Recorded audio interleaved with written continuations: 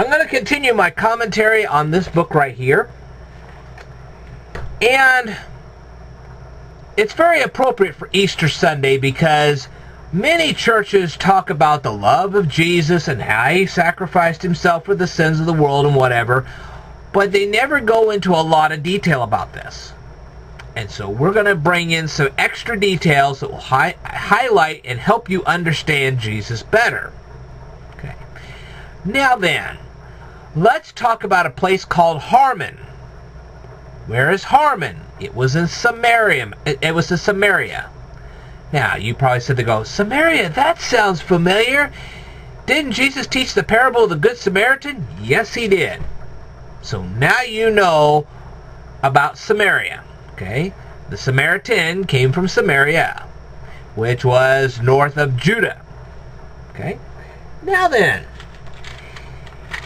in the time of Amos, okay, the women of Samaria had become so gluttonous that they had literally taken dominion over their husbands. You say, wait a minute. Gluttonous? Taking dominion over your husband? That sounds familiar. Well, of course it sounds familiar. Book of Genesis. Eve gave in to her greed. She took the forbidden fruit and then coerced her husband to eat it. So, the Bible is clearly stating, both in Genesis and now in Amos, okay, because here's what happened in Amos. Finally, God said, okay, you gluttonous women who have taken authority over your husbands and have created a society which is absolutely starving the peasants. Well, hey, I got the answer for that. I'm going to take you women and your husbands, and I'm going to send the Assyrians to them, and we're going to capture them and drag every one of you away. Okay? And they were dragged away in the same manner that a meat cutter would drag his meat away for butchering. That's the way God illustrated it. Okay? You know, it's just like the fish hooks in the fish's mouths. Get the picture? Now then, I know the first objection I'm gonna get. Well, gee, are you advocating that guys should be dictators over their wives? Absolutely not. This is not about being a dictator. Okay? This is about leadership. There's a big difference between leadership and dictatorship. Okay? Leadership means you don't let your wife become so gluttonous that she is literally starving the peasant population. That's leadership. Dictatorship is literally reigning and ruling over every single detail that your wife does. You don't do that. Okay? So like I said, there's a huge difference between being a leader and a dictator. Don't get those two terms confused. A guy is to be an equal to his wife, not a dominator of his wife. Okay? He should have enough authority in his house to say, no, you're not going to starve the peasant population just so you can satisfy all your greeds.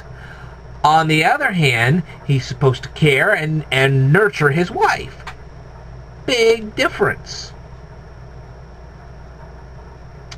Alright?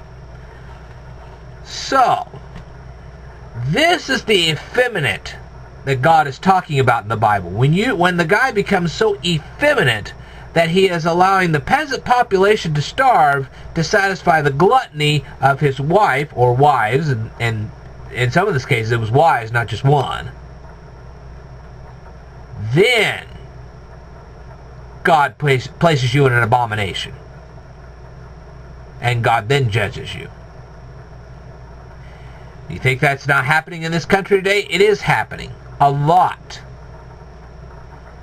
There are a lot of guys in this country today that are allowing their wives to rule over them in such a way that the peasant population is now starving.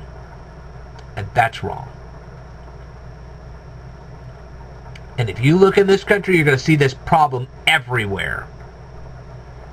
And it's got to stop. So, Like I said, it's not about making the husband the dictator of the house. That is not what I'm saying whatsoever. I am saying that the husband should have enough authority over his wife to say, you're not going to become so gluttonous that you literally starve out the peasant population. See the difference? So anyway, now you know the story of Harmon. Now, a lot of people believe that Harmon is a association with Mount Hermon.